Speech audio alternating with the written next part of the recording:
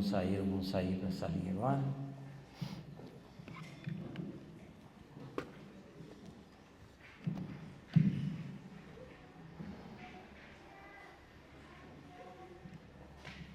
Queria convidar os irmãos agora a orarem comigo mais uma vez pela palavra de hoje, por aquilo que o Senhor tem para nos ensinar nessa manhã de domingo. Amém? Pai, muito obrigado por essa igreja, muito obrigado pela vida de cada pessoa que está aqui. Eu quero agradecer ao Senhor, porque todos que estão aqui foram aqueles que o Senhor trouxe. E eu queria agora pedir ao Senhor que, no poder do Teu Santo Espírito, que os nossos ouvidos de todos nós fossem abertos para a Tua palavra, que vai ser lida, que vai ser pregada, e que pudesse nos dar entendimento para a nossa vida ser transformada, a começar da minha e também dos meus irmãos. Senhor, eu coloco a minha vida nas Tuas mãos, pedindo ao Senhor que pela Tua graça e a Tua misericórdia, o Senhor me use segundo a Tua vontade, para compartilhar com os meus irmãos aquilo que o Senhor tem falado comigo no texto que será lido hoje. Que o Senhor possa nos construir como igreja a cada dia, que essa construção como igreja possa cumprir os propósitos que o Senhor tem para ela e que nós possamos levar o Teu Evangelho, pregar o Teu Evangelho a todos aqueles que o Senhor colocar no nosso caminho e assim cumprir aquilo que o Senhor nos deu como uma grande comissão. Muito obrigado por tudo, em nome de Jesus. Amém. Eu queria recomendar para vocês, para quem gosta de ler, um livro que eu já li uma vez, estou lendo de novo, esse livro aqui, Vida em Comunhão, de um pastor que viveu na época da guerra, Dietrich Bonhoeffer. Ele viveu numa época muito difícil de ser cristão, dentro de um tempo da Segunda Guerra Mundial, e dentro da Alemanha, vivendo ainda naquela situação de perseguição. E ele escreve esse livro, que é um livro muito importante para a gente poder entender aquele que é o propósito do que eu gostaria de conversar com vocês hoje, o que a Bíblia nos diz sobre ser igreja. Se você for ler, eu já te digo, não é um livro para você ler correndo, é um livro para você ler devagar, para você meditar em tudo aquilo que ele escreve, porque ele escreve com muita propriedade, muita coisa, e tem alguns ensinamentos muito profundos para nós. E é importante a gente, quando conversa sobre o que a Bíblia diz sobre ser igreja, entender qual a verdadeira grandeza, qual a verdadeira dimensão do ser igreja na minha vida prática do dia a dia. Eu queria, junto com vocês hoje, buscar esse ensinamento na carta do apóstolo Paulo aos Efésios. É uma carta que tem sido considerada por muitos estudiosos das Escrituras como um dos documentos mais influentes na igreja cristã. É uma carta realmente muito profunda. E nessa carta, Paulo vai levar aquelas pessoas da igreja de Éfeso, os Efésios, a refletirem sobre aspectos muito profundos da teologia. São conceitos muito profundos e eu gostaria que a gente refletisse sobre alguns deles. Se você quer uma sugestão de uma carta para você poder fazer devocionais, você poderia começar a ler a carta aos Efésios. Na mensagem anterior que eu preguei para vocês no mês passado, eu já preguei sobre a carta de Efésios, eu preguei sobre o capítulo 1, em que nela, logo no trecho que nós pregamos, nós lemos no capítulo 1 que Paulo diz que ouviu falar da fé dos Efésios e do amor que eles demonstravam uns pelos outros. Então, Paulo ouviu e atesta isso, que eles tinham fé e amor uns pelos outros. Mas mesmo tendo ouvido que eles tinham isso, ele ensina coisas muito profundas de teologia. E aí talvez você pudesse se perguntar no início, se a igreja tinha fé e a igreja tinha amor uns pelos outros, qual a necessidade de conhecer coisas profundas sobre teologia? E aqui eu já queria começar a fazer uma aplicação na sua vida, porque é necessário, mesmo que eu tenha obras, mesmo que eu participe, mesmo que eu tenha atividades, que eu faça várias coisas, é muito importante que eu conheça a respeito de quem Deus é, para que a minha fé não seja uma fé levada pelos ventos. Logo em seguida, nós vimos uma oração que Paulo faz.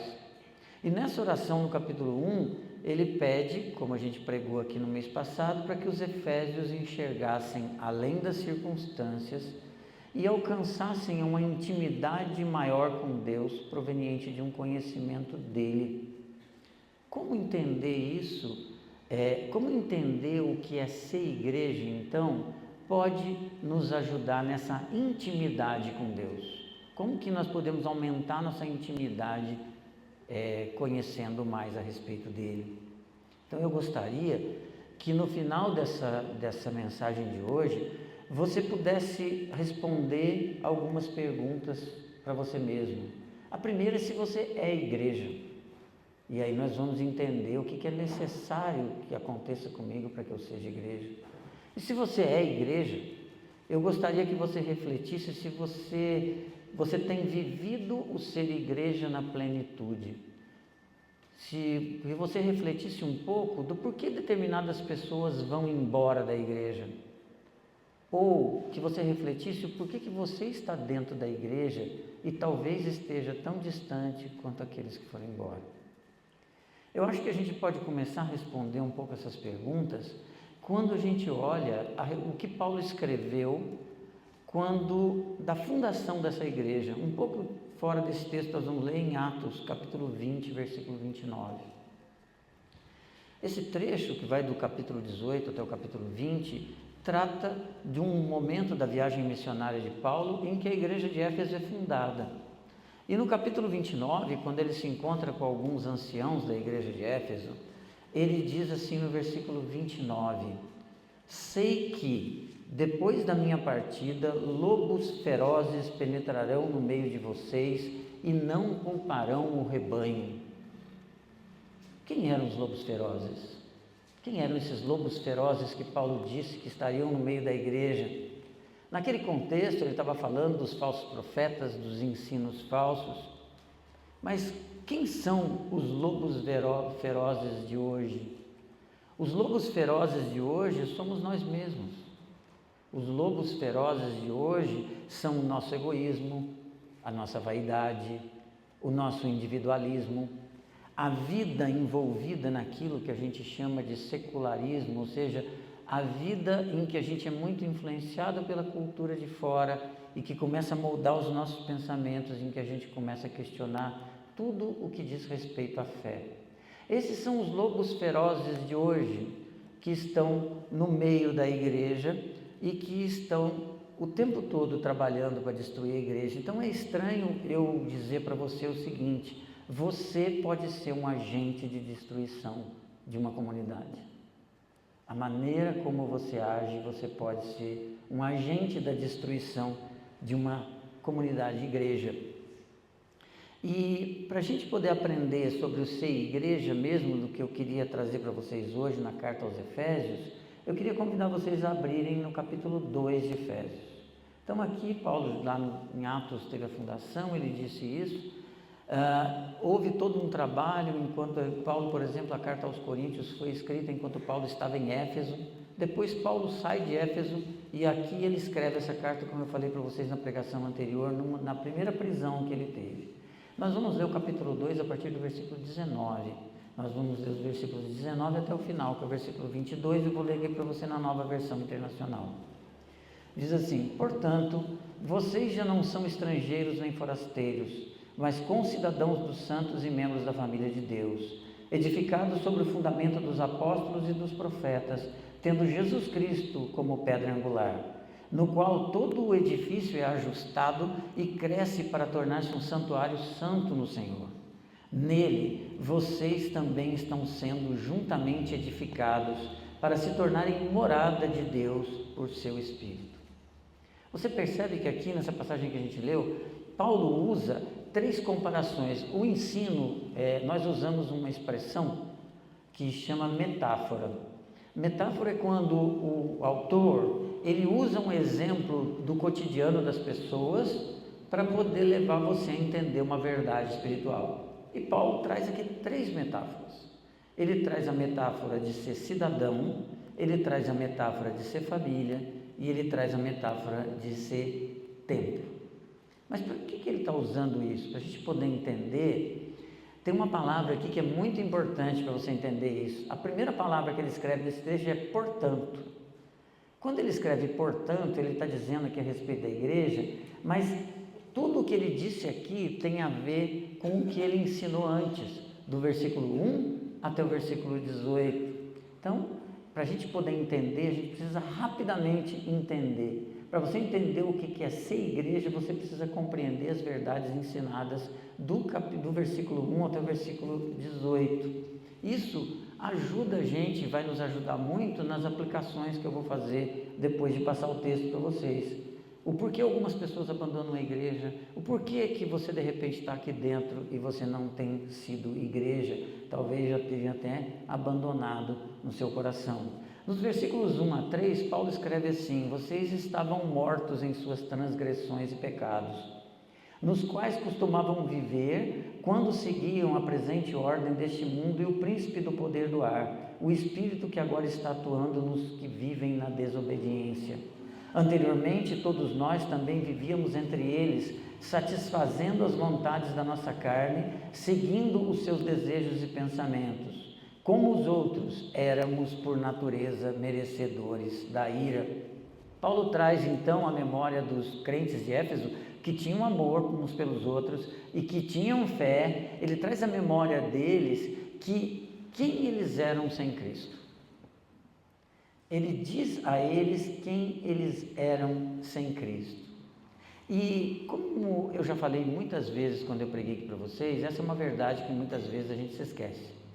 E essa é uma verdade que eu acredito que principalmente para alguns jovens e adolescentes que foram criados na igreja, seja uma expressão, às vezes assim, diferente de ser entendida. Quando você é convertido adulto e você tinha uma vida totalmente depravada diante das pessoas, e aí você se converte e o Espírito Santo de Deus transforma a sua vida, é nítido para você e para todas as pessoas a grande transformação que aconteceu nos olhares humanos. Mas de repente você é uma pessoa que quer ter sido criado na igreja ou não, mas que você teve uma vida, segundo os olhos de todas as pessoas que te veem, correta. Você era uma pessoa correta, honesta, cumpria seus compromissos, tinha palavra, não fraudava ninguém, vivia uma vida. E aí a gente tem um pouco de dificuldade de entender, pelo menos de viver, de enxergar isso com clareza, aquilo que nós acabamos de ler aqui. Primeiro, que nós estávamos mortos. O que Paulo diz é que nós estávamos espiritualmente mortos. Aí você já começa a olhar na sua volta e ver todas as pessoas que se relacionam com você, até mesmo da sua família, que o que a Bíblia está dizendo é que essas pessoas estão mortas espiritualmente. Eu não sei você, mas eu já muitas vezes parei, vocês sabem, eu tenho muitas pessoas da minha família que não têm a Cristo como Senhor da sua vida, e às vezes me parece que a vida se torna um cotidiano tão grande que eu não olho para essas pessoas e enxergo, essas pessoas estão mortas.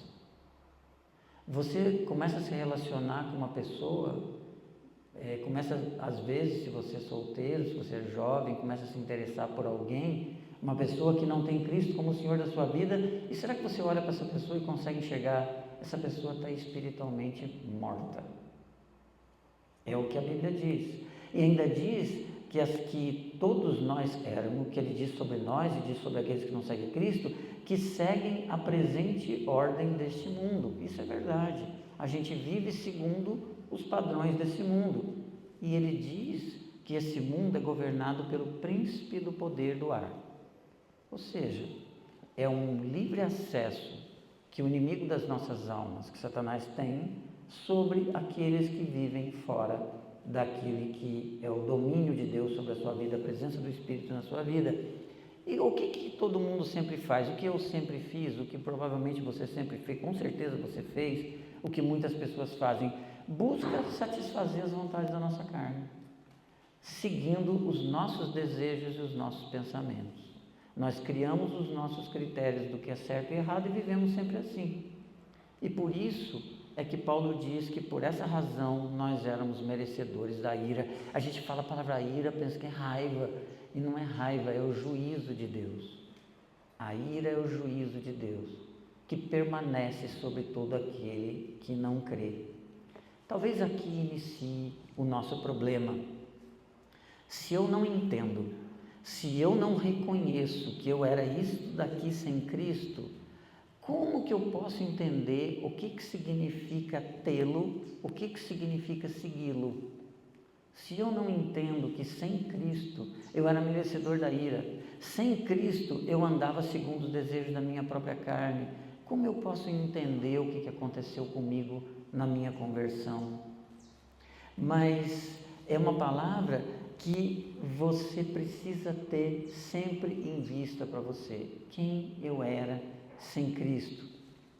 É uma afirmação que Paulo faz que deve mexer com as nossas motivações. Aqui você começa a entender o porquê que às vezes eu estou longe da comunhão.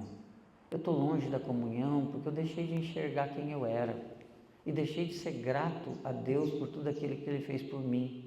E quando eu me reúno, como quando eu estou aqui com vocês, com a possibilidade de compartilhar a palavra, eu me reúno com a alegria daquilo que Cristo fez por mim. E o que Cristo fez por mim? Paulo continua dizendo a partir do versículo 4.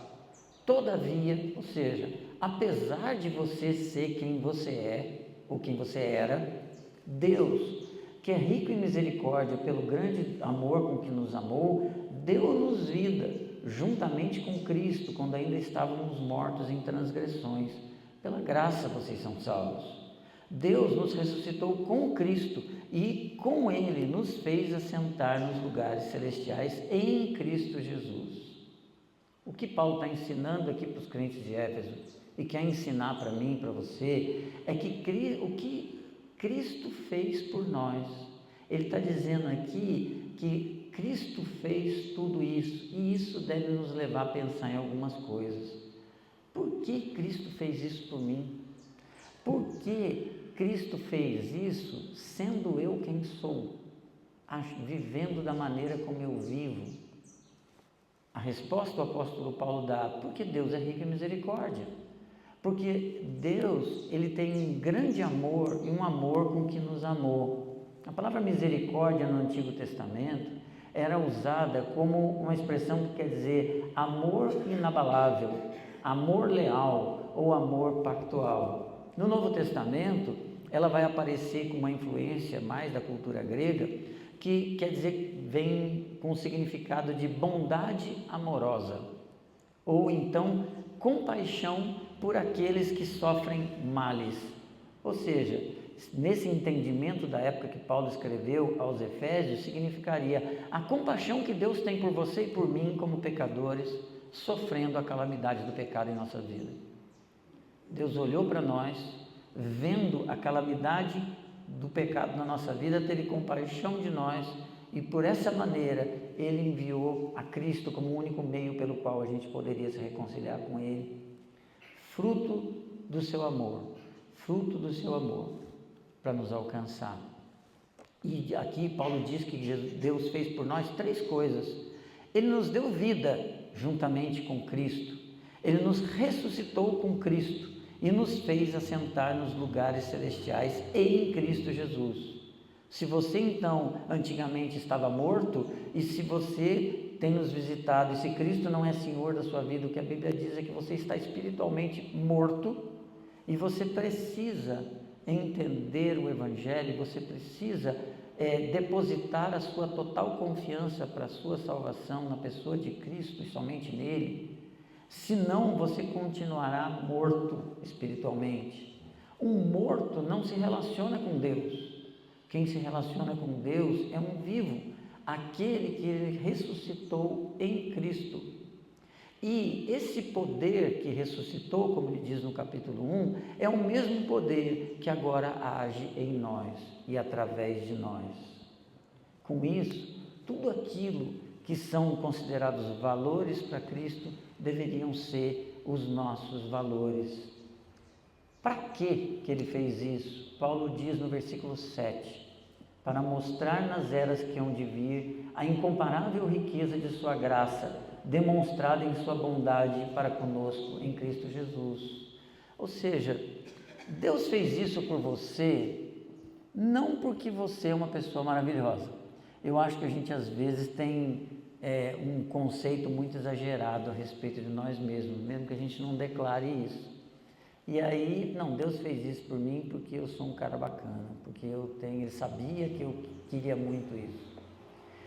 Não foi por essa razão que ele fez, porque em nós não teria mérito nenhum. Ele fez isso para que as pessoas pudessem, nas eras que há de vir, ou seja, depois do que ele fez, na sua vida a partir daí, as pessoas pudessem olhar para você e ver através da sua vida a bondade de Deus. Ver que Deus realmente é bom. E aqui a gente começa a entender o porquê que Paulo escreveu isso aqui dentro de um conceito de igreja. Porque ele está falando isso para mim e para você no conceito individual, sim. Eu estou lá no meu trabalho e eu fui uma pessoa transformada por Cristo, as pessoas vão ver Cristo na minha vida. Mas ele está escrevendo isso aqui dentro de um conceito que ele quer trabalhar de igreja. Ele quer que as pessoas que estão ali fora olhem para essa igreja e enxerguem o poder de Deus, a incomparável riqueza e a graça de Deus demonstrada na bondade dele por nós como igreja. A igreja deve demonstrar isso. Então é um texto que é escrito para um crente individual, sim, mas é escrito para a igreja. A reunião dos crentes, que nós lemos no capítulo 1, que é o corpo de Cristo, cuja cabeça é Ele próprio. Ele está querendo dizer o seguinte, que as pessoas que estão ali fora devem olhar para nós como igreja e dizer: Deus está presente no meio deles. Deus está presente. A graça de Deus, a bondade de Deus, o poder de Deus é presente no meio desta igreja. Isso é responsabilidade de cada um de nós. E para que ninguém aqui pense que Deus fez isso porque você era uma pessoa muito bacana, nos versículos 8 a 10 Paulo completa: porque vocês são salvos pela graça por meio da fé. Depois ele diz: e isso não vem de vocês, é dom de Deus. Não de obras para que ninguém se glorie, porque somos criação de Deus, realizadas em Cristo Jesus.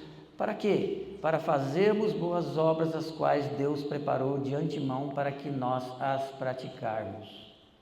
Bondade e graça de Deus são manifestas na nossa vida porque nós somos salvos pela fé somente.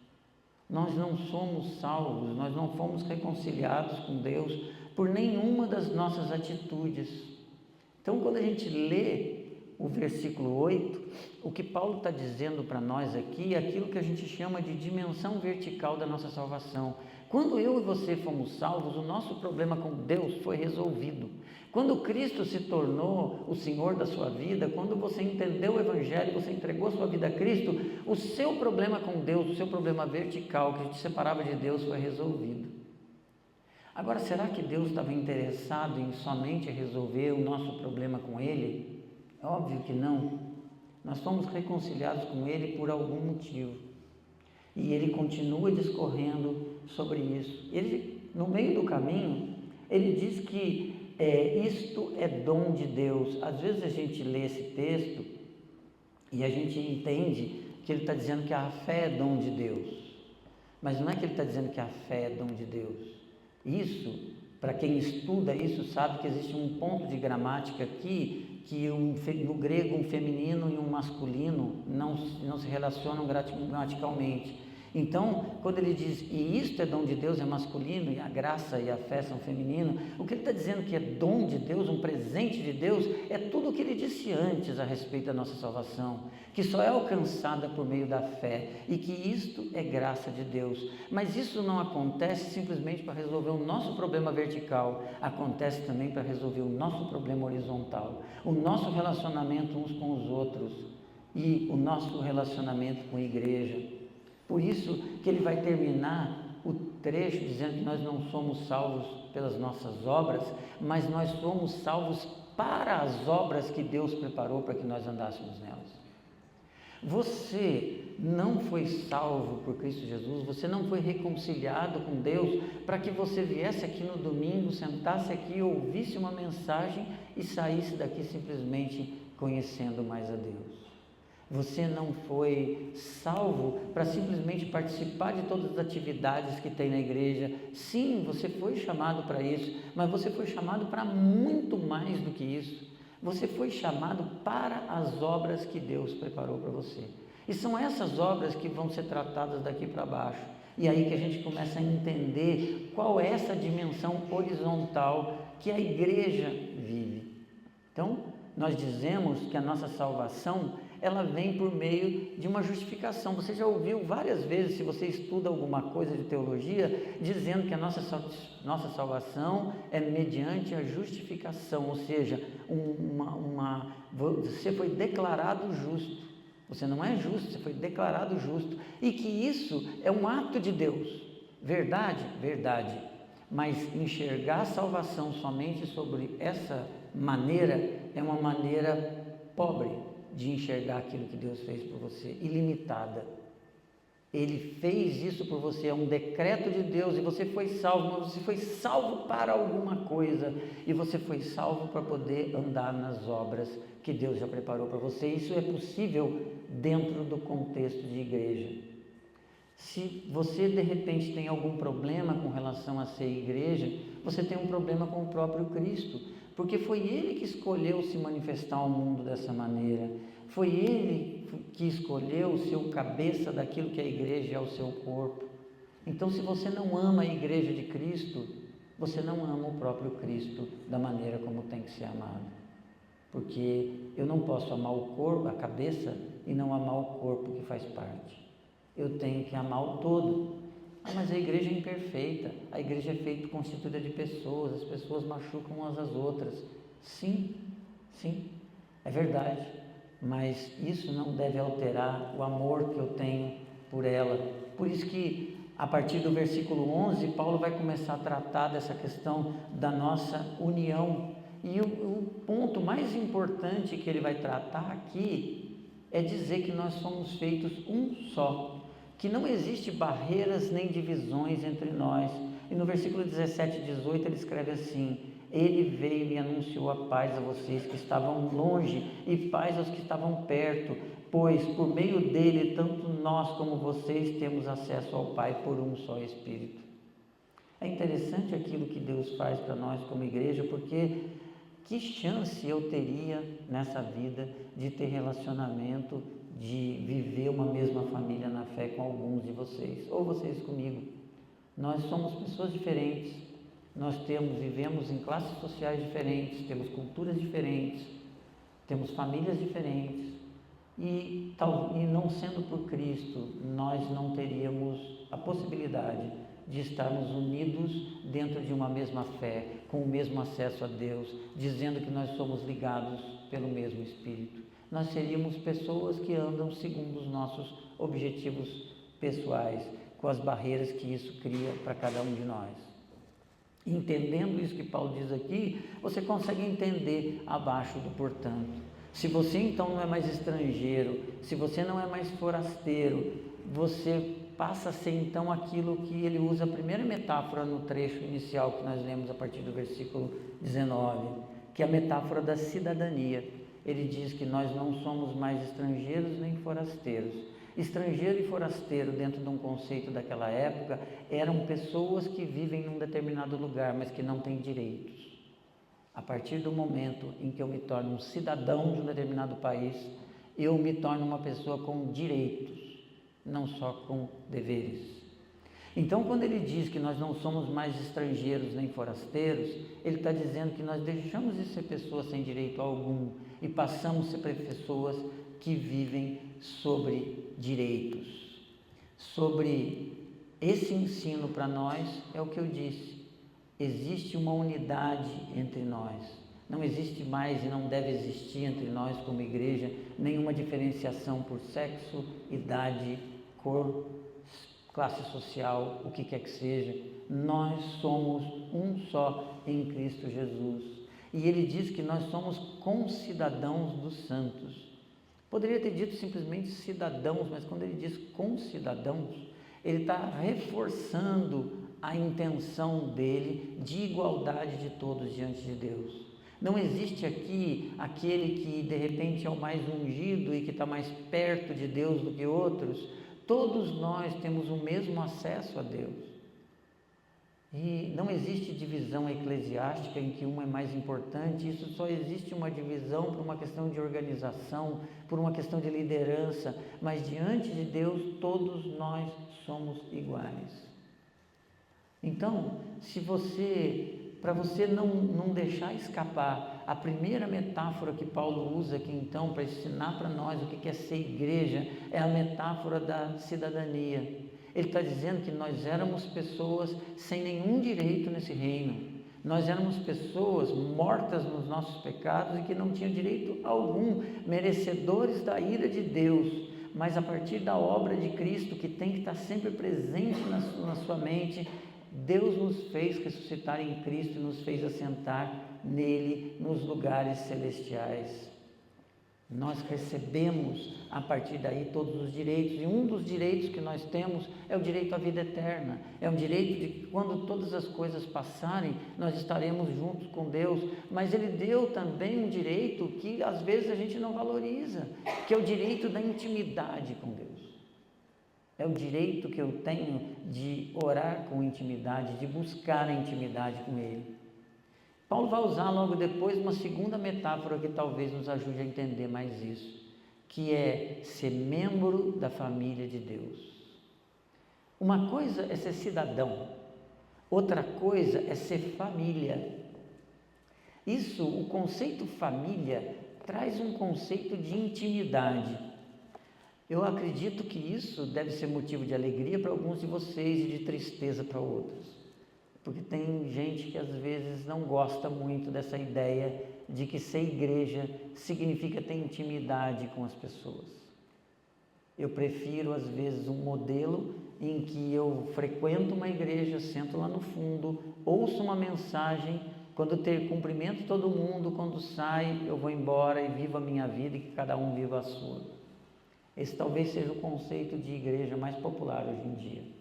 Eu conheço uma pessoa, gosto muito dele, que vive trocando de igreja, vive indo de uma para outra, para outra, para outra, e ele só frequenta igreja grande, aonde ele chega tem 500, 600, 1000 pessoas, ninguém vê ele chegar, ninguém vê ele sair, e ele participa, um louvor legal, uma música bacana, bem ensaiada, uma palavra coach, e aí quando sai ele vai para casa e continua a semana inteira vivendo a vida dele, ele não tem nenhum problema. Mas será que esse é o conceito de família que está envolvido aqui?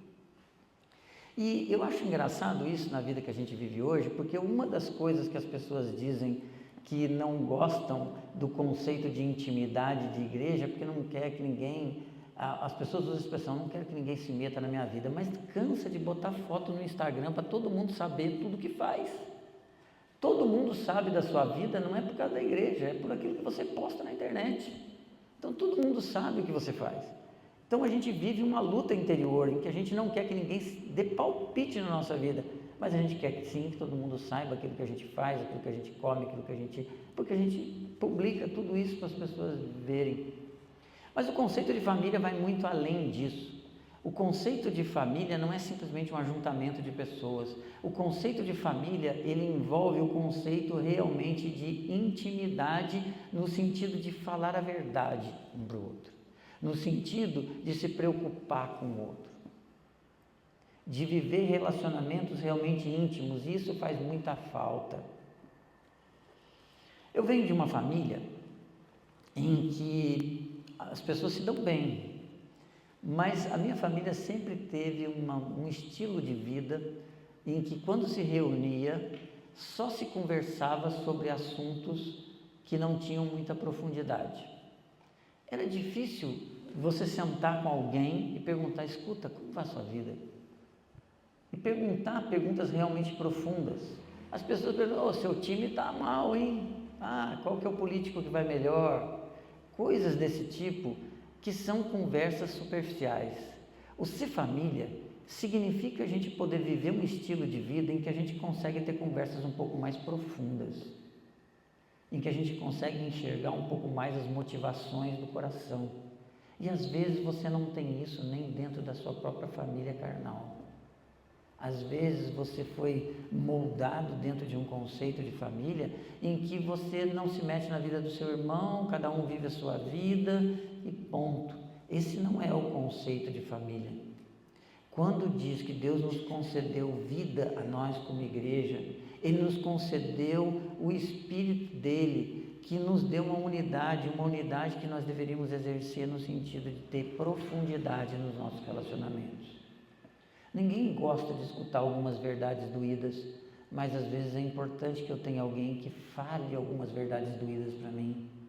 E mesmo que eu não receba bem num primeiro momento, eu devo colocar aquilo diante de Deus e ver se aquilo tiver alguma verdade que eu deva buscar transformação em Deus para aquela área que eu tenho.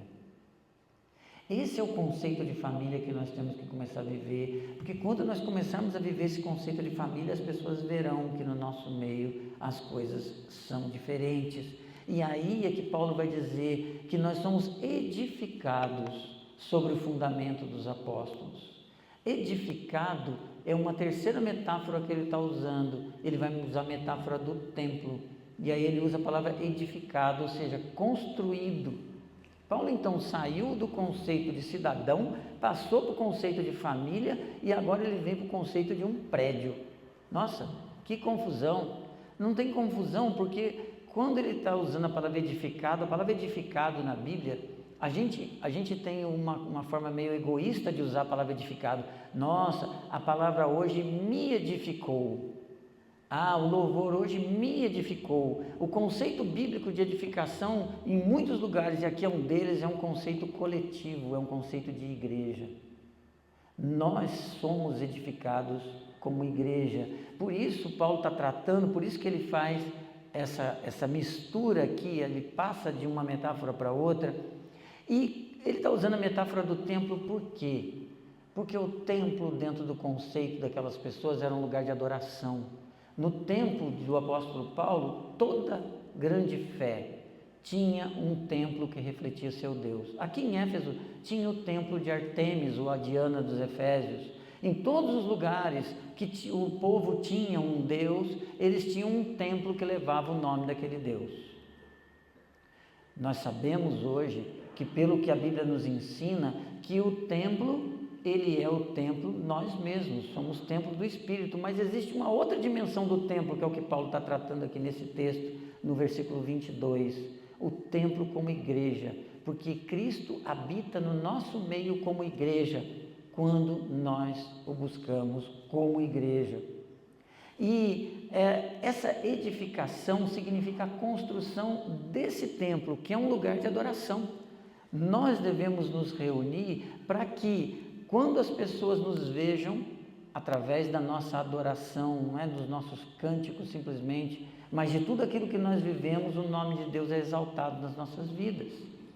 Paulo está ensinando então que a atitude que você tem não é uma atitude isolada. Às vezes a gente acha assim, não, eu fiz determinada coisa, mas é um problema meu. Entenda o seguinte, se você é parte de um corpo cuja cabeça é Cristo, tudo aquilo que você faz na sua dimensão privada, ela tem influência na igreja de Cristo. Você não é mais uma ilha, você não é mais uma pessoa que vive, tudo aquilo que você faz não tem importância nenhuma. Tudo aquilo que você faz, onde quer que você esteja, é o nome de Cristo que você carrega. Por isso, nós devemos avaliar tudo aquilo que nós fazemos. Tudo aquilo, em todos os lugares que nós andamos, tudo que nós vemos, consumimos, tocamos, fazemos, nós devemos pensar no que nós representamos. As nossas atitudes e as nossas escolhas, a partir do momento que você é igreja, elas não são mais atos isolados. Elas afetam toda a comunidade. E aqui você tem que entender que as suas atitudes podem construir, mas podem também destruir. O que você faz pode construir e pode destruir. E isso deveria estar muito forte dentro do meu coração quando eu vivo o que é realmente igreja. Isso é completamente contrário ao que a gente vive hoje como comunidade.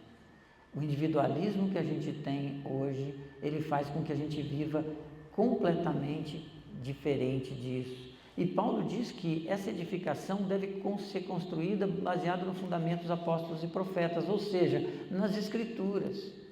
Nós devemos construir o nosso relacionamento baseado naquilo que a Bíblia diz. E aí Paulo ainda completa dizendo que Cristo é a pedra angular. Pedra angular naquele tempo era uma construção que dirigia toda a construção. Então ele vai dizer que nós temos que construir uma igreja dirigida somente por Cristo. Ele é a pedra angular, é a pedra guia.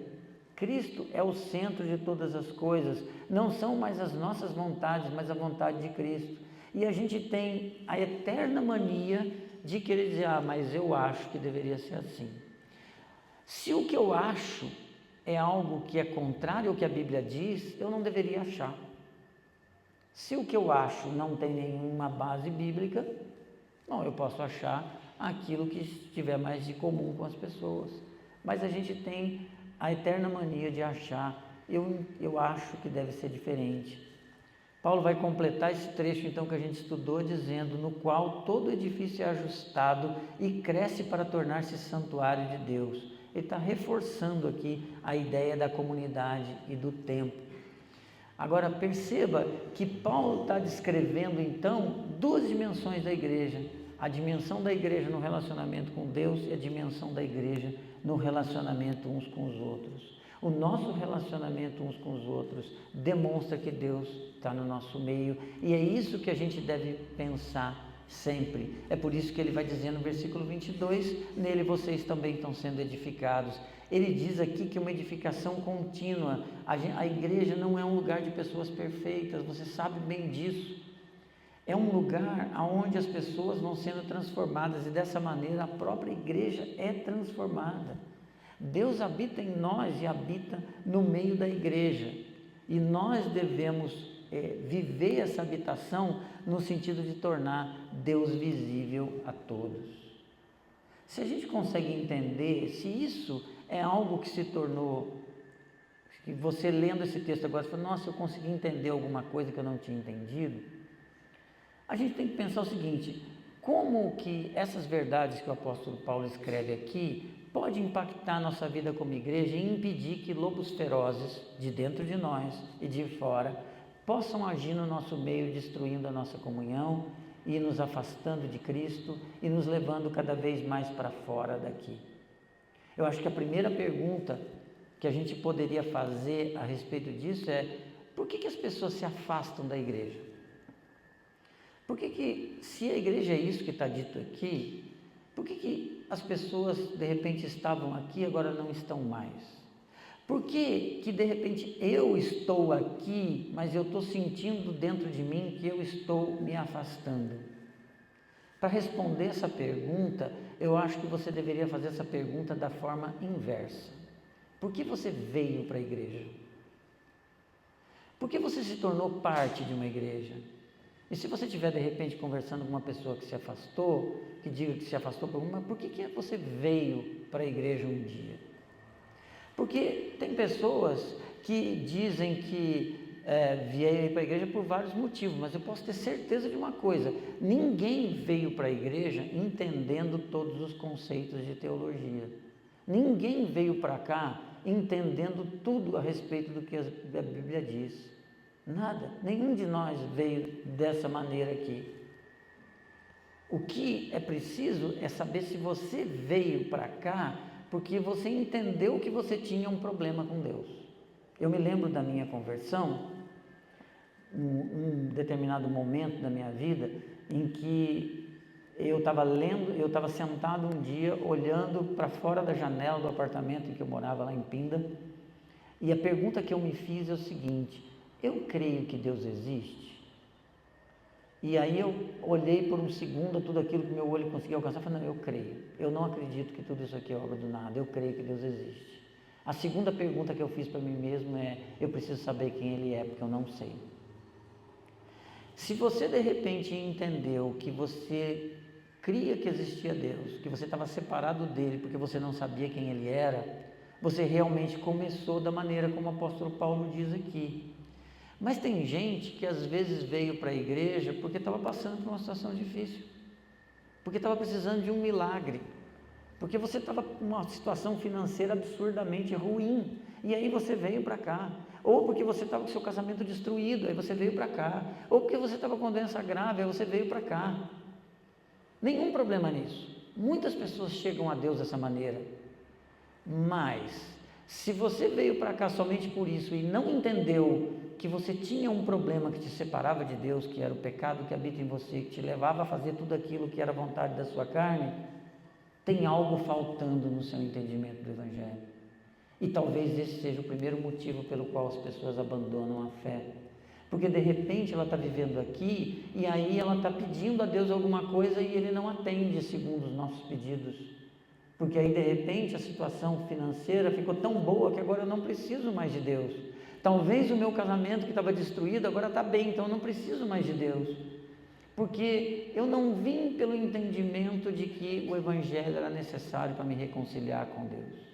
Mesmo eu podendo não ter todo esse conceito na cabeça, eu tinha alguma ideia de que se existe um Deus eu estava separado dele e que eu precisava conhecer esse Deus. Se você não tem esse conceito firmado, esse talvez seja um motivo pelo qual você deixou de viver. E veja o seguinte, se você não via nenhum problema na maneira como você vivia antes, que problema você tem de voltar a viver aquilo? Ora, eu vivia aqui na igreja, vim para cá com um problemão, as coisas estavam bem, mas, poxa, lá fora tem alguma coisa mais legal que aqui não tem. Eu quero viver de acordo com o que aquelas pessoas vivem, eu não quero mais viver dessa maneira, eu não quero mais ler as Escrituras e entender que dessa maneira de viver não seria agradável a Deus, eu quero viver daquela maneira. Então, se eu não entendi que aquilo era contrário à vontade dele, eu não tenho nenhum limite, nada que me impeça de sair. Agora, se você está aqui dentro, se você entendeu tudo isso, e o seu problema é porque você se sente sem comunhão, porque o que o apóstolo está dizendo aqui é que tem que existir o conceito de família, é preciso que você responda primeiro essa pergunta. Essa primeira pergunta que a gente fez, você tem a verdadeira noção de que você é sem igreja? Se você tem essa noção, você precisa lembrar de uma segunda coisa, que a reconciliação sua com Deus foi uma obra inteira de Cristo e que custou a morte dele na cruz. Você tem que entender que não foi por nada que você fez que Deus te reconciliou com Ele mesmo. Foi pelo sacrifício de um justo que entregou a sua própria vida. E isso deveria te levar a um outro conceito que é importante para nos manter firmes na fé: gratidão. Se eu entendo que eu estava morto, se eu entendo que eu estava vivendo completamente afastado de Deus, e eu entendo que Deus me reconciliou através de Cristo, eu olho para isso e digo o seguinte: pode estar difícil, mas eu vou continuar caminhando, porque eu sei que a minha vida foi comprada por um preço precioso. Sabe aquela afirmação de uma música até que a gente cantava: eu sei em quem tenho crido. Eu sei em quem tenho crido. Por mais que a situação possa estar difícil, se você tem o conceito exato do que Cristo fez por você, você sabe da fidelidade dele, e você sabe que você não está sozinho nessa situação difícil, e que você tem que buscar nele a força para perseverar, porque não é fácil. E a gente tem que perseverar mesmo quando as coisas não vão bem no sentido de família, porque eu queria te perguntar, você se sente família de Deus, como Paulo escreve aqui? Para responder essa pergunta, eu preciso te perguntar também, o que você entende por família? Porque às vezes a gente tem um sentimento de família que é um sentimento de atender os meus interesses. Então, por que você não se sente família? Eu não sinto família porque eu chego ali, sento, ninguém chega, ninguém cumprimenta, ninguém olha por mim, ninguém dá bom dia, eu estou com a cara triste, ninguém pergunta para mim o que está acontecendo. Eu acho que isso é algo que a gente tem que ter no nosso meio, sim, a gente deve viver dessa maneira, mas O enxergar dessa maneira, o não ser família, é enxergar sempre do meu ponto de vista, o que eu quero para mim. Família envolve, como eu disse para vocês, intimidade. Você pode estar participando de todas as programações da igreja e não ter intimidade nenhuma. E às vezes o grande limite para a intimidade é você mesmo. Às vezes é você que não permite isso. Sabe uma coisa que eu achei interessante durante esse tempo que a gente estava vindo aqui todo final de semana fazer faxina? Como esse tempo contribuiu para a melhoria do relacionamento de algumas pessoas. Como algumas pessoas que estavam distantes se aproximaram mais. Porque foi interessante que no meio da faxina surgiam alguns atritos, mas surgiam algumas conversas. Quando a gente começa a desenvolver esse movimento de se perguntar um pouco mais sobre como você vai, ou está vivendo um pouco mais com a pessoa, ser um pouco mais íntimo, orar pelas pessoas, isso faz com que essa intimidade desenvolva.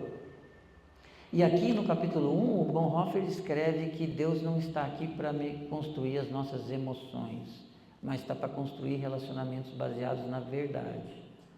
A gente acha que às vezes o ter intimidade com a igreja é ter um tapinha nas costas, é ter um abraço, é ter um sorriso simplesmente, é dizer, ai que bom que você veio.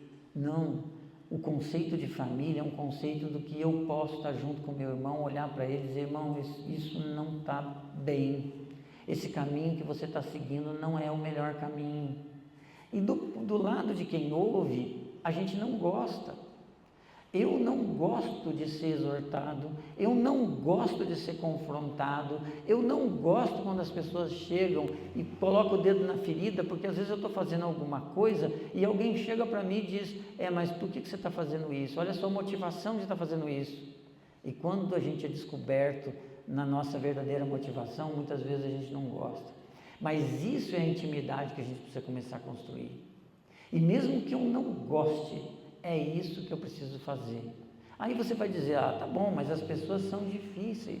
São difíceis. É por isso que Paulo diz que nós estamos sendo construídos. Nós temos defeitos, muitos defeitos, mas uma coisa que me deixa muito feliz dentro do que a gente tem vivido como igreja, é que nós temos cometido muitos erros ao longo desses anos, como Igreja Aliança Cristã e Missionária de Taubaté, na condução da igreja em várias coisas.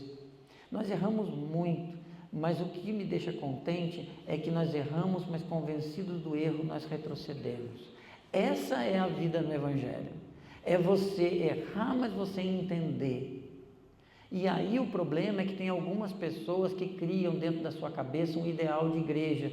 Bonhoeffer fala aqui, ele quer dizer o seguinte, que a igreja ideal destrói a igreja real. O que ele quer dizer com isso? Às vezes a gente cria uma ideia de igreja e a igreja que seria perfeita para mim, ela não existe. E aí eu destruo aquilo que é a realidade, porque eu deixo de construir igreja na vida dos outros. Eu tenho que viver com pessoas imperfeitas e eu tenho que construir. E ele escreve uma coisa que ele diz, muitas comunidades cristãs fracassam porque viveram a partir de um ideal de comunhão que não existe. A gente tem que viver a realidade e construir uns aos outros. Você pode então estar aqui e estar longe, porque você não tem vivido isso. Porque Deus não é um Deus que desperta emoções, mas é um Deus da verdade. É um Deus que trabalha não nas nossas emoções, mas na verdade dos nossos relacionamentos. Se nós somos então crentes, nós temos que estar prontos para ouvir algumas verdades. Entender o Evangelho significa entender que eu tenho que viver o Evangelho na sua plenitude. E os lobos ferozes que Paulo falou vão tentar nos atacar, os lobos ferozes vão agir na nossa mente, no nosso coração, mas eu tenho que sempre voltar para o primeiro ponto. Quem eu era, de onde eu vim, o que Cristo fez por mim. E por que é importante eu estar vivendo isso? Porque Ele me fez isso não para que eu fosse alguém sentado no banco, mas porque eu fosse alguém pronto a construir Cristo na vida do outro e assim poder levar as pessoas a conhecer o Evangelho. Por isso, a minha palavra para vocês é lutem. lutem o mais que vocês puderem para manter a comunhão. Naquilo que depender de vocês, tenham paz com todos. Busquem manter a presença de Deus na vida de vocês. Coloquem como prioridade a vida no Evangelho. Coloquem como prioridade, através de tudo aquilo que a gente desenvolve, o relacionamento que a gente pode ter. E assim a obra de Cristo vai ser construída em nós. E quanto mais a gente conhece a respeito de Deus, mais a gente o ama, mais a gente ora, mais a gente adora e mais as pessoas verão Cristo sendo construído no nosso meio como igreja. Eu queria convidar vocês a orarem comigo para que a gente pudesse colocar as nossas vidas diante de Deus e poder ser aquilo que Ele tem preparado para nós.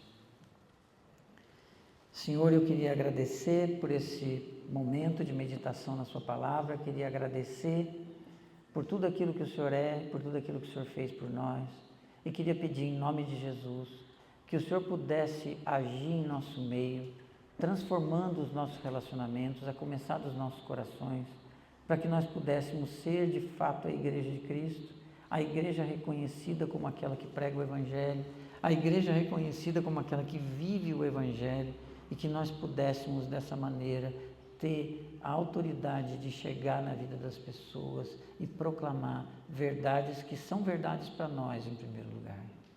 Senhor, se tem no nosso meio algo que precisa ser resolvido, algo que afete a comunhão entre nós, que o Senhor conceda sabedoria para que isso seja resolvido.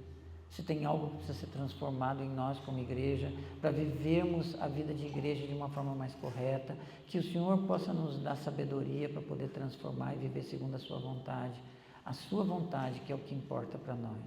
Eu te agradeço, peço por cada pessoa dessa igreja hoje, que vai sair daqui e cuidar dos seus afazeres, exercer seu direito de cidadania, de voto, que cada um possa fazer isso com sabedoria, cada um possa buscar no Senhor a sabedoria necessária para fazer o melhor em tudo aquilo que faz.